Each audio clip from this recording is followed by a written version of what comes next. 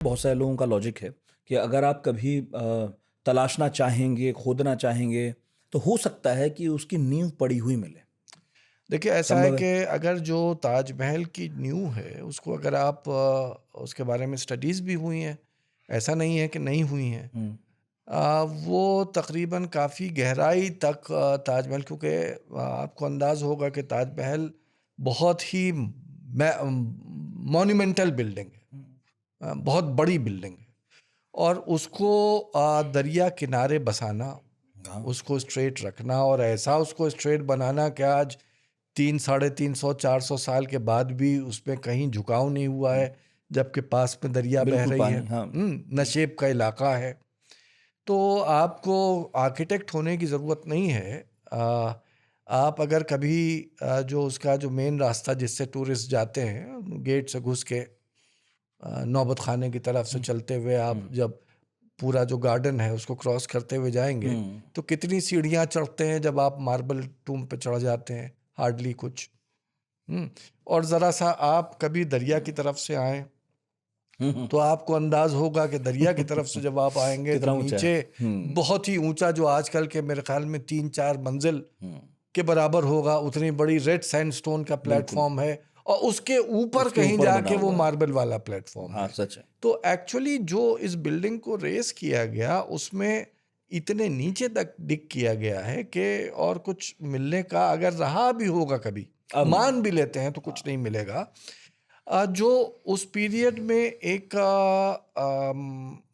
शायर गुज़रा है, फ़ारसी का, उसने अपनी नज़्म में भी लिखा है और बादशाहनामा लाहौरी का उसने भी उसका तज़किरा किया है। उसके अलावा जो एएसआई की रिपोर्ट्स हैं, जो आगरा में जमुना किनारे बसे हुए, आपको अंदाज़ होगा कि जमुना के दोनों तरफ गार्डन्स और हवेलियाँ और कंस्ट्रक्शंस मौजूद हैं, जो उनकी स्टडी की गई है, तो पता ये चला है तीनों में, यानी तालिब कलीम के जो वर्सेस हैं, अबू तालिब कलीम, हुँ, हुँ, जो शायर गुज़रा है फ़ारसी का, जो अब्दुल हमीद लाहौरी की पातशाहनामा है उसमें तज़किरा है, और जो एएसआई की रिपोर्ट्स हैं, अगर आप एएसआई की रिपोर्ट नहीं पढ़ रहे, जाके एबा कौश की किताब देख लें, द कंप्लीट ताज, उसमें उन्होंने उस चीज़ को मेंशन कर दिया है। ये सारी बिल्डिंग्स जो नशेब के इलाके में या दरिया के किनारे या इस टाइप के इलाके में बनाई जाती थी, उसको बनाने का एक तरीका था कि नीचे उसके तकरीबन वैसे ही कंस्ट्रक्शन किया जाता था जैसे कोई ब्रिज बनाने में किया जाता है। यानी ब्रिज आप देखते हैं कि दरिया से क्रॉस कर रहा है वो, तो कैसे वो ब्रिज खड़ा रहता है और दरिया बहती रहती है। नीचे उसके वेल्स डिग किए जाते थे, हुँ, कुएं। अब तालिब कलीम बहुत वजाहत के साथ लिखता है कि वो हर कुछ डिस्टेंस पे कुएं काफ़ी गहरे खोदे जाते थे और उसके अंदर सागौन की लकड़ी, यानी सागौन की वो लकड़ी होती है जिसकी खासियत ये है कि जब तक वो गीली रहेगी तो वो ज़िंदा रहती है, सूखने के बाद वो चरमरा जाती है और टेढ़ी हो जाती है। आपने अक्सर शायद अखबार में भी पढ़ा होगा कि जब सूखा पड़ता है, हुँ, यानी आम तौर से हम लोग सोचेंगे कि पानी बहुत है, कहीं उसमें डूब ना जाए, लेकिन नहीं, हुँ, साइंटिस्ट ये बताते हैं कि जब सूखा पड़ता है तब ये साइंटिस्ट को डर लगता है कि ताजमहल की इमारत टेढ़ी ना हो जाए।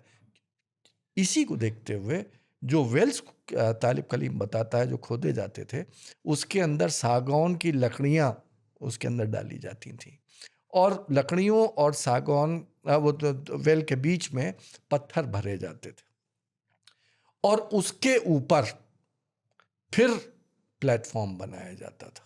हुँ, और ज़ाहिर है कि प्लेटफ़ॉर्म जब बनाया जाता था, उस पे क्योंकि आपको बहुत भारी बिल्डिंग को रेज़ करना है, हुँ, तो उसके लिए उस प्लेटफ़ॉर्म को जो उठाया जाता था, वो आर्चेस के थ्रू उठाया जाता था। कभी आपने सोचा होगा कि इतना बड़ा गुंबद ताजमहल का, वो सदियों से कैसे खड़ा हुआ है, वो क्यों नहीं गिर जाता? कभी आप अगर कभी कहीं आप घूमने गए हों, आप देखेंगे जो खंडर पड़े होते हैं, तो उसमें छतें गिर गई होती हैं, लेकिन जहाँ-जहाँ दर बने होते हैं, वो हुँ, दर अभी भी खड़े वो होते बचे हैं। रहते हैं। क्योंकि जो आर्च और उसे राउंड कर दीजिए तो डोम, उसमें जो वेट होता है, वो दीवार पे नहीं पड़ रहा होता है, वो चारों तरफ रेडिएट कर रहा होता है। तो भारी से भारी चीज को, यानी जो ताज का जो डोम है वो ऑलमोस्ट वेटलेस है ऑन दी स्ट्रक्चर। तो यानी भार उठाने के लिए अगर आप कोई चीज वॉल्टेड या इस टाइप की बना दें तो वो ऊपर की भी चीज़ों का भार, मसलन फतेहपुर सीकरी में आप जाइए, जो बड़े बड़े हौज बने हुए हैं जिसमें पानी जमा किया जाता था, बिल्कुल रिज के पास, लेक उधर है और बिल्कुल बीच रिज में उन्होंने हौज बनाए, उसको भी जो उठाया है वो उठाया है आर्चेस के ऊपर, डोम्स बनाए, डोम्स के ऊपर उसको रेस्ट किया है ताकि जो वेट है पानी का वो उसको रोके रहे।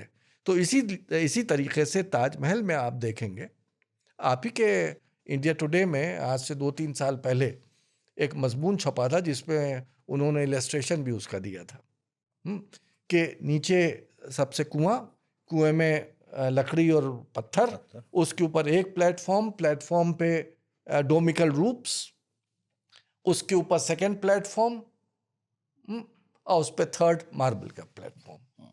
ये तकरीबन 30 मीटर के करीब उसकी गहराई हो जाती है। इस हिसाब से तो ताजमहल की उम्र अभी और कम से कम 1-1.5-2 हज़ार साल होनी चाहिए।